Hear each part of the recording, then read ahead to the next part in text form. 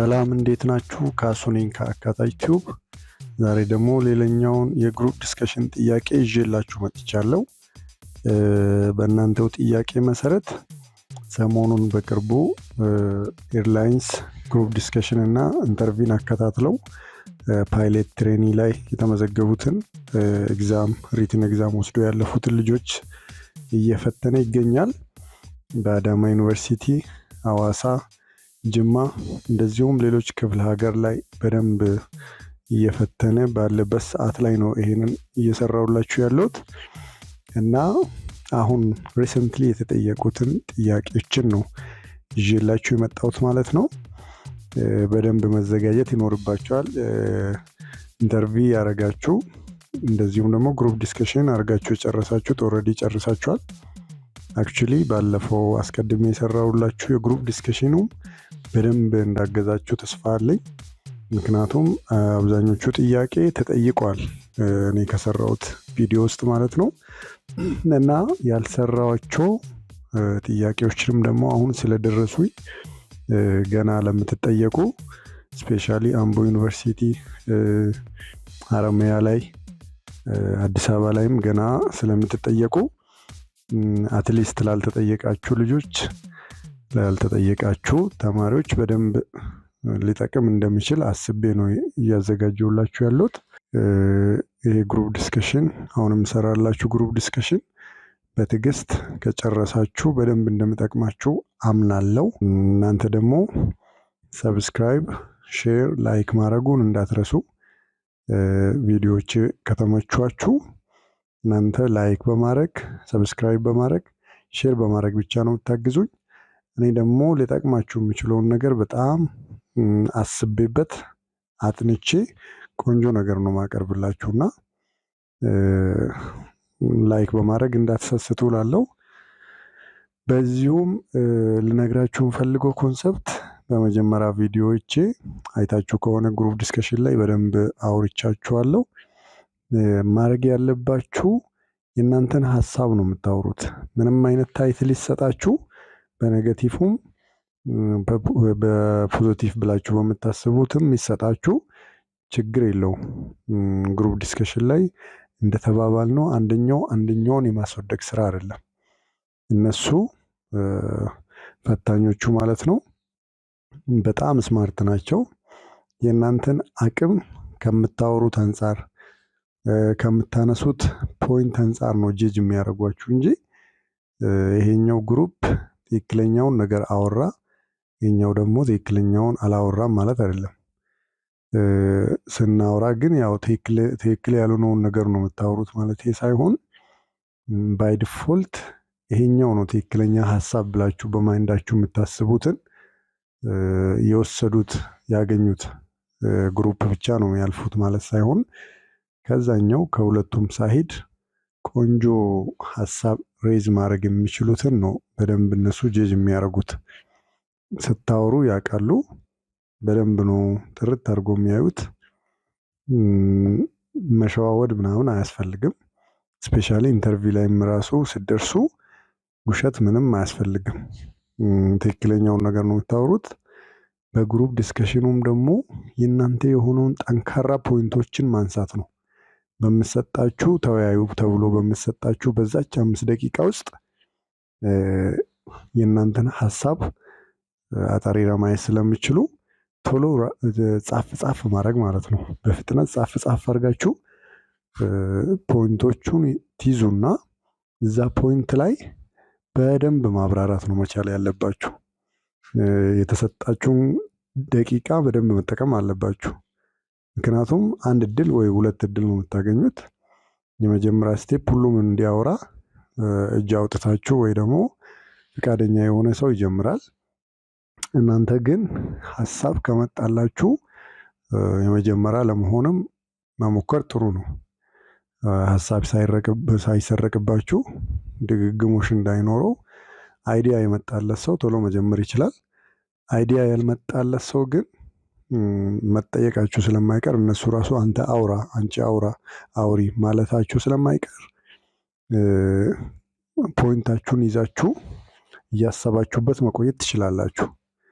እንደዛ አርጋችሁ ነው የምታወሩት ማለት ነው።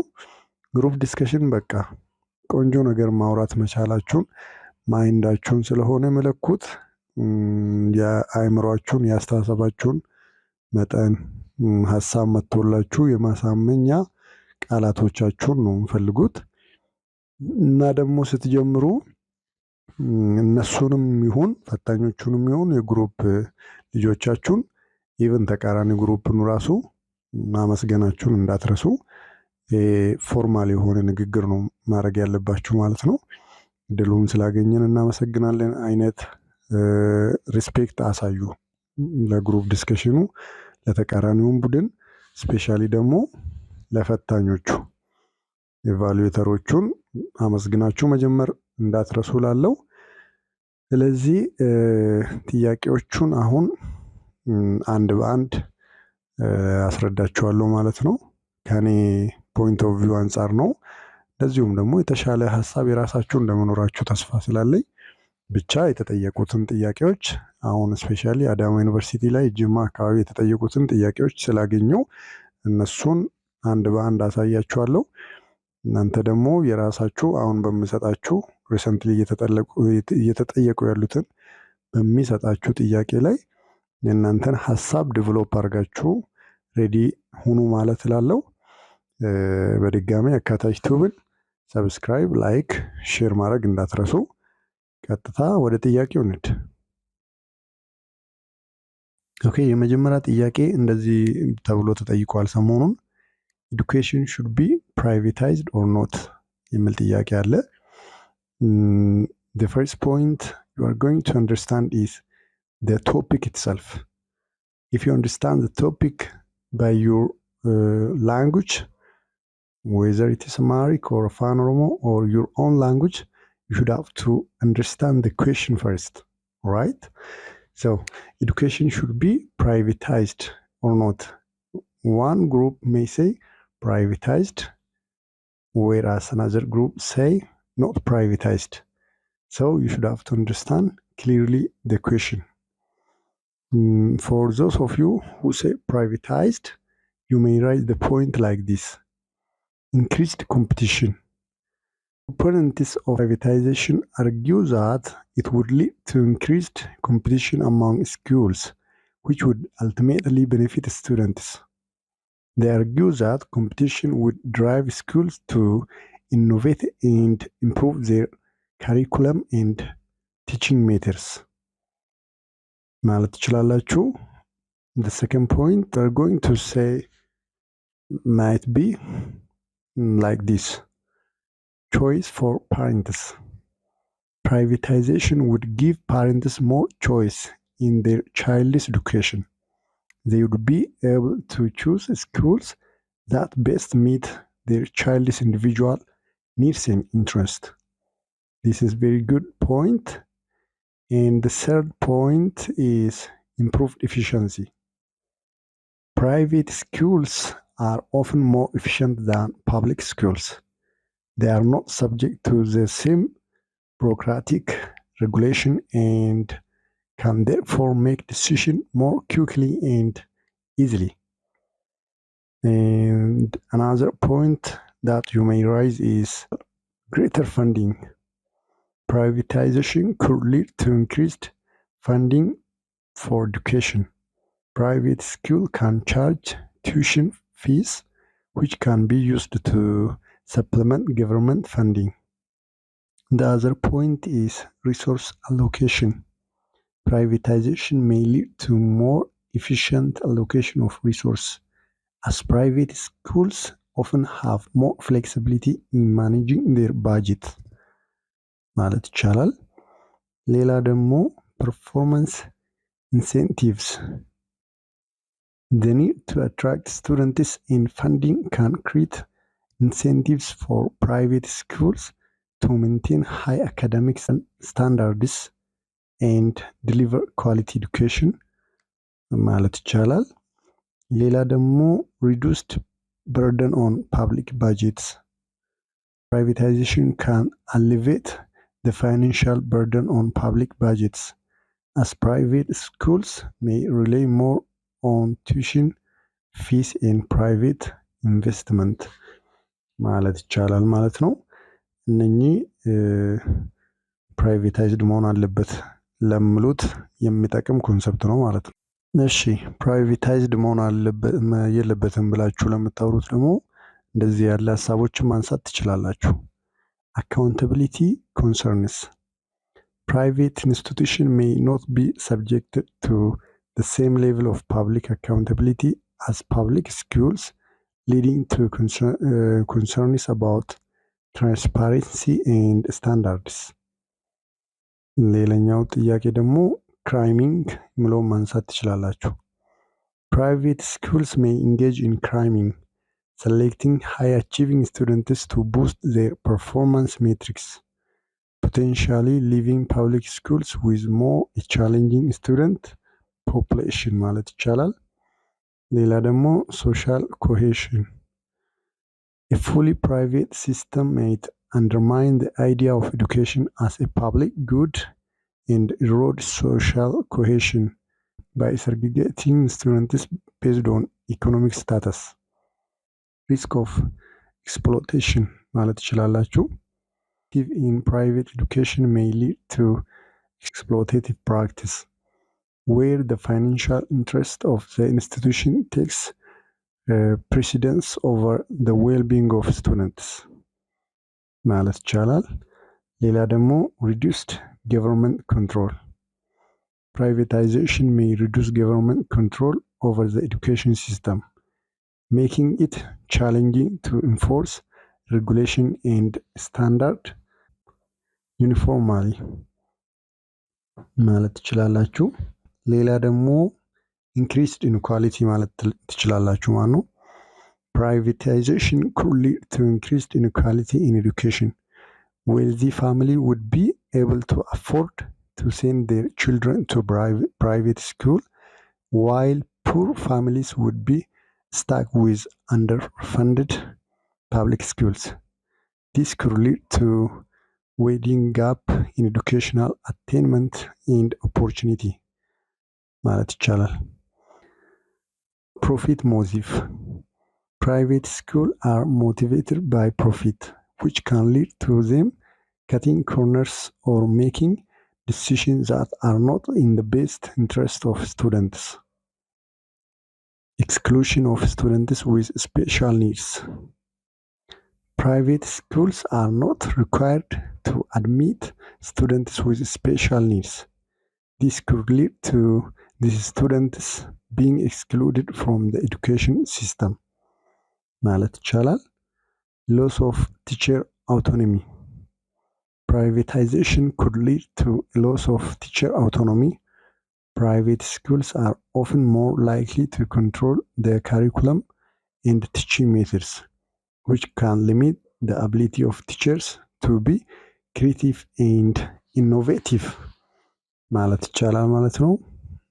ይሄኛው ደግሞ ፕራይቬታይዝድ መሆን የለበትም ብላችሁ ለምትሉት ማለት ነው።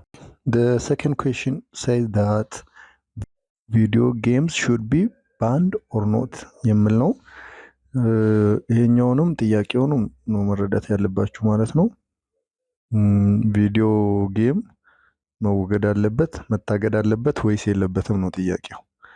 አይዲያውን ካላገኛችሁ ስለምትቸገሩ የመጀመሪያ ስቴፕ አይዲያውን ማግኘት ነው። ታይትሉን በደንብ መረዳት ነው መቻል ያለባችሁ ማለት ነው። ለዚህ ጥያቄ የኔን ኮንሰፕት የኔን ፖይንቶች አስቀምጥላችኋለሁ። But don't forget to use your idea or assumption. Don't only concentrate on my point of view, right? You should have to have your own ideas, suggestion, and clearly identify what you are going to convince the group. So for those of you who want to say video games should be banned, here I'm giving you some point of views. These are my tips that I'm gonna give you, and they help you to score good points in your group discussion. So here are some of them. Well, the first point is reduced violence. Some people believe that video games can lead to increased aggregation, and violence. They argue that exposure to violence in video games can desensitize players to real-world violence and make them more likely to engage in violent behavior themselves ማለት ይቻላል የመጀመሪያ point. The second point is improved mental health. Video games can be addictive and they can also lead to anxiety, depression, and other mental health problems. Banning video games could help to improve the mental health of children and adolescents. Okay, the third concept is increased physical activity. Video games can be sedentary activities which can lead to obesity and other health problems. Banning video game could encourage children and adolescents to be more physically active. And the fourth point is improved academic performance. Video games can be distracting and they can interfere with schoolwork. Banning video game could help to improve the academic performance of students. And the last point, great social interaction. Video games can be isolating activities and they can interfere with social interaction. Banning video games could encourage children and adolescents to spend more time socializing with friends and family ማለት ትችላላችሁ ማለት ነው። This is very good point that it helps you to get good score in your group discussion. ባንድ መሆን የለበትም ቪዲዮ ጌም ብላችሁ ለምታወሩት ደግሞ here are the point I'm giving you. Freedom of speech. Video games are a form of artistic expression and banning them would violate the First Amendment. The second point is economic impact.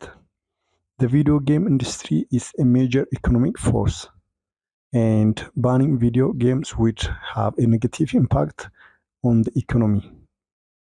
The third point is parental choice. Parents should have the right to decide what their children play. Banning video games would take away this choice from parents.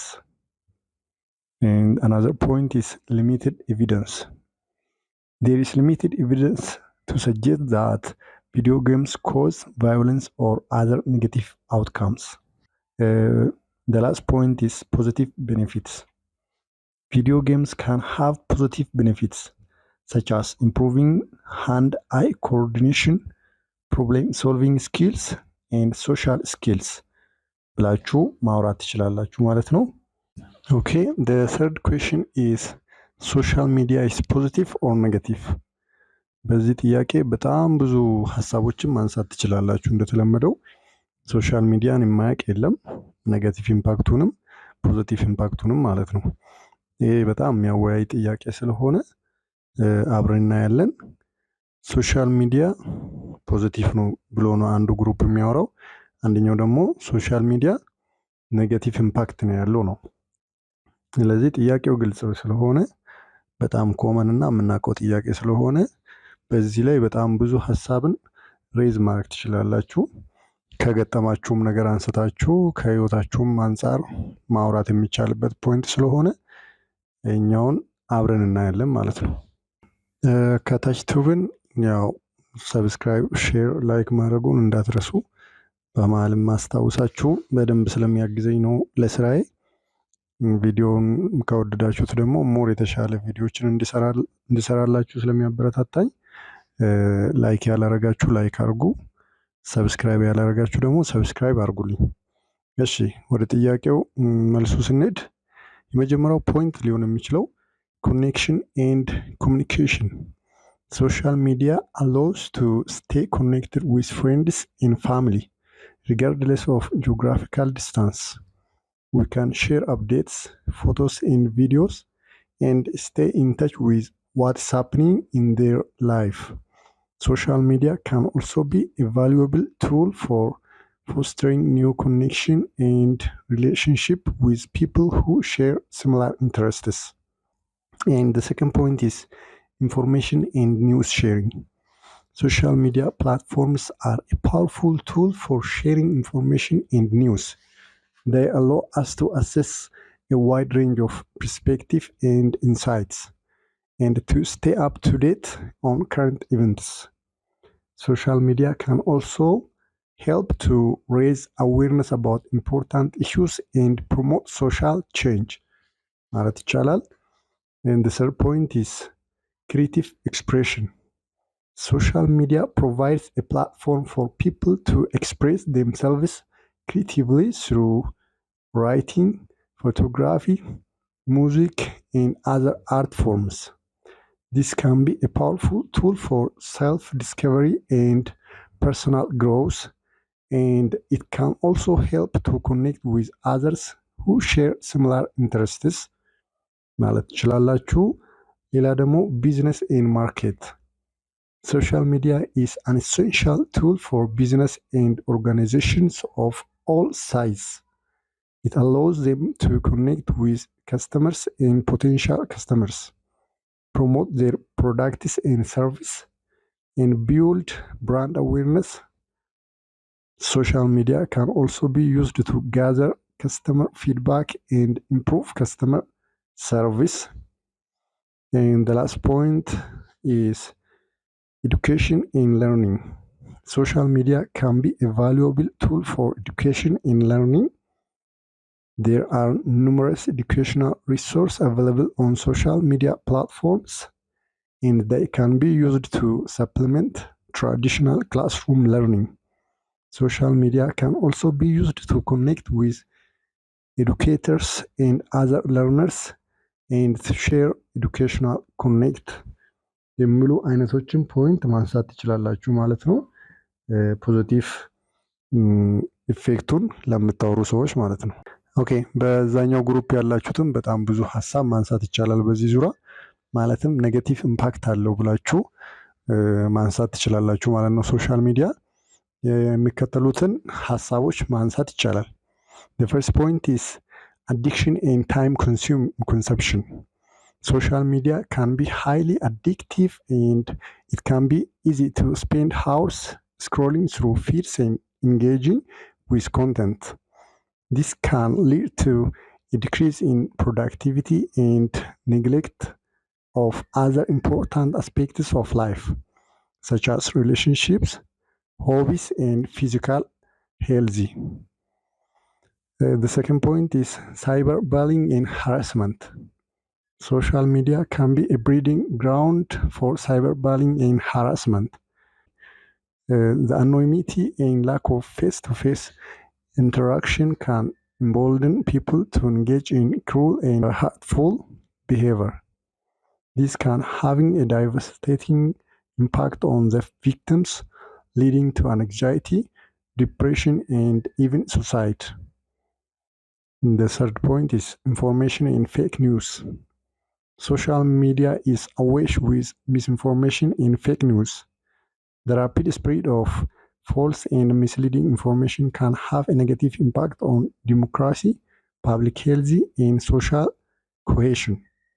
It is important to be critical of the information you encounter on social media and to verify its accuracy before sharing it with others. The fourth point is privacy concerns. Social media platforms collect a vast amount of personal data about their users. This data can be used to target advertising, track online activity, and even predict future behavior. It is important to be aware of the privacy setting on social media platform and to take steps to protect your privacy. Final point is mental health issues. Social media can be detrimental to mental health, particularly for young people. Comparing oneself to others on social media can lead to feelings of inadequacy, low self-esteem, and depression. Additionally, the constant baggage of news and information can be overwhelming and lead to anxiety and stress የሚሉትን ሀሳቦች ማንሳት ትችላላችሁ። ሌሎች የቀሩትም ብዙ ማለት ነው። Question number 4 is online education is good or not? One group may say good and they may put their ideas why they say good, and another group may say not good. So both groups should have to raise their justification why they say either good or not. ስለዚህ ጥያቄው ይሄ ነው። በዚህ ላይ የኔን ሀሳቦች ላስቀምጥላችሁ። don't forget to subscribe my channel and ሼርም አድርጉልኝ። ቀጥታ ወደ ሀሳቡ እንሂድ። The first point is flexibility and convenience.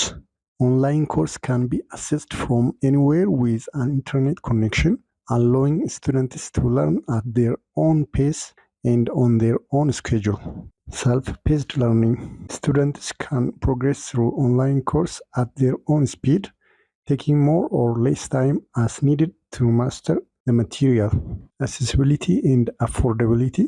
Online education can be more affordable than traditional classroom learning, as there are no commuting costs or other associated expense. Additionally, online courses are often accessible to students who may not be able to attend a traditional brick and mortar institution due to location, physical limitation, or other factors. Another point is variety of course option. Online education platform offers wide variety of course from general education subject to specialized professional training programs. This allows students to find courses that align with their specific interests and career goals. Global reach and diversity. Online course connect students with instructors and peers from all over the world, fostering a diverse and global learning environment. Another point is enhanced technical skills. Online learning often requires students to use various digital tools and platforms, enhancing their technical skills and familiarity with technology. The last point is promote self-discipline and time management. Online learning requires students to be self-motivated and manage their time effectively to complete coursework and meet deadlines. These are very good points. በዛኛው ግሩፕ ላላችሁት ደግሞ ኦንላይን ለርኒንግ ጠቃሚ አይደለም ለምትሉት ማለት ነው። ሊሚትድ ሶሻል ኢንተራክሽን ኤንድ ኔትወርኪንግ ኦፖርቹኒቲስ. ኦንላይን ኤዱኬሽን ሜይ ሊሚት ኦፖርቹኒቲስ ፎር ፌስ ቱ ፌስ interaction with classmates and instructors, which can hinder social development and networking opportunities, potential for distraction and lack of focus.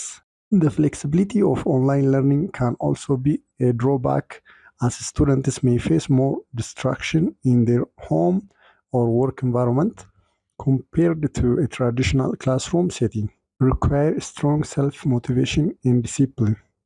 Online learning demands a high level of self-motivation and discipline, as students are responsible for managing their own learning and staying on track. May not be suitable for all learning style. Online learning may not be suitable for all learning style, as some students may thrive in more interactive and structured classroom environment, limited hands-on experience in some fields.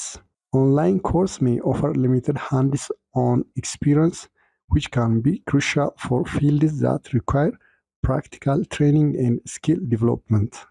አካታይ ቱብን ላይክ፣ ሼር፣ ሰብስክራይብ አድርጉ። በቀጣይ ቪዲዮ እስክንገናኝ ሰላም።